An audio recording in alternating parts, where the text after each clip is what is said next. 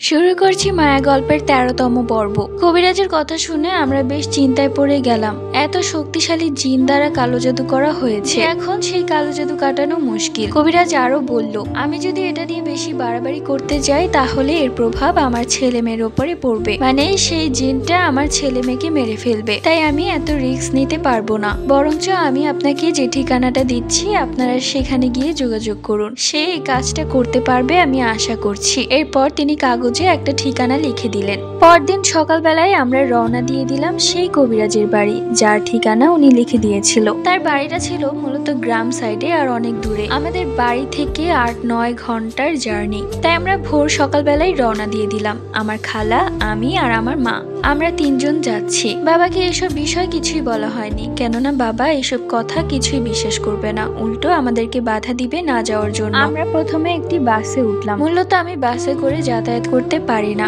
আমার খুব বমি আসে। কিন্তু সেই দিন আমার ভালোবাসার জন্য আমি সবকিছু ত্যাগ করলাম। আমার একটাই উদ্দেশ্য, সেই কবিরাজের বাড়ি যাওয়া, আর যেভাবেই হোক সেই কালো জাদু কাটানো। আমি যেভাবেই হোক আমার ভালোবাসার মানুষকে আগের মতো চাই, যার জন্য আমাকে যা করতে বলা হবে আমি তাই করব। বাসে উঠে ২-১ ঘন্টা পর আমি লক্ষ্য করলাম আমাদের পাশের সিটে একটা লোক বসে আছে। সেই লোকটা আমার দিকে অনেকক্ষণ যাবত তাকিয়ে আছে, আর এমন দৃষ্টিতে তাকিয়ে আছে যেন সে পুলিশ আর আমি চোর। বারবার আমি ইগনোর করছি, কিন্তু সেই লোকটা এক দৃষ্টিতে আমার দিকেই তাকিয়ে আছে। এক পর্যায়ে আমার কেমন যেন লাগছিল, তাই আমি মাকে বললাম। তখন মা ওই সিটে তাকিয়ে আমাকে বললেন, তোর কি মাথা খারাপ হয়ে গেছে? সেই সিটে তো কেউই নেই, সিটটা খালি পড়ে আছে, তুই কি আবুল তাবুল দেখছিস? আমি অবাক হয়ে গেলাম। আমি আবার যখন সেই সিটে তাকালাম তখন দেখলাম সেই লোক বসে আছে। আজব ব্যাপার, আমি দেখতে পারছি কিন্তু মা দেখতে পারছে না। কবিরাজ বলে দিয়েছিল আপনাদের যাত্রা পথে বাধা আসবে, কিন্তু ভয় পেলে চলবে না, সামনে এগিয়ে যেতে হবে। আমি সঙ্গে সঙ্গে সেই কবিরাজকে কল করলাম এবং তাকে সবগুলো কথা বললাম। তখন সেই কবিরাজটা বলল, নিশ্চিন্তে যান, সেটা আমার পালিত জিন,